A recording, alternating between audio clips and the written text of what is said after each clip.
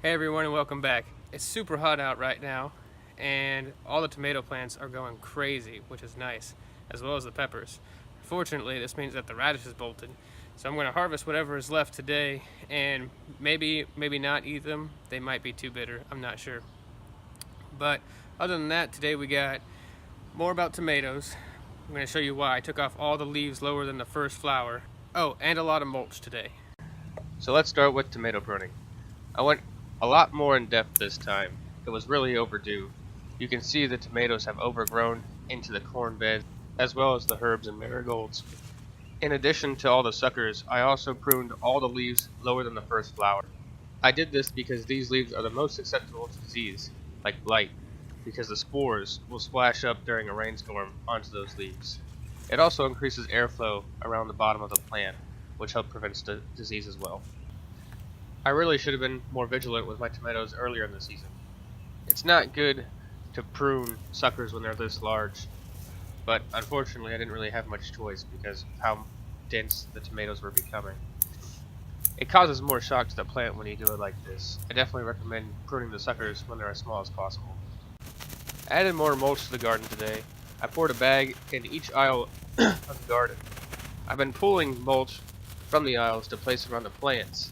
And I've kind of run out. I'm down to the cardboard again. Placing this mulch in the aisle makes it easy to grab when I'm doing my weeding and mulching.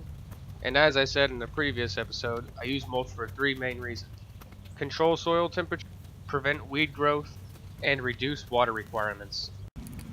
Alright everybody, it's time for a garden update. As you can see, the tomatoes have been really well pruned.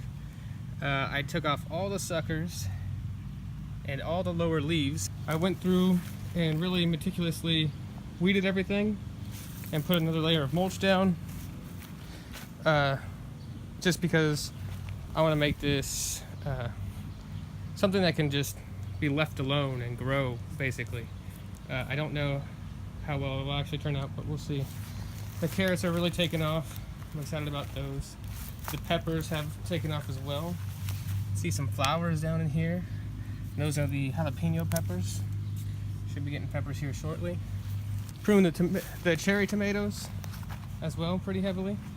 A lot of them are slouching over, and that's just because they were laying down. Like this plant was laying down all the way into the aisle.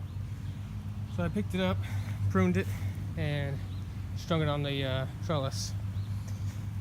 The radish bolted, which is unfortunate. I'm going to pick it, see what we can get out of it.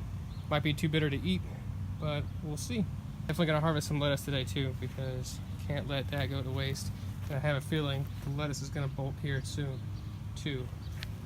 This bed is doing great, although I am seeing the first signs of pest damage, which kind of stinks. I've been going the whole season strong without any insect pests. Had some rabbits earlier, but that's to be it. Looks like they've attacked the broccoli and the eggplant.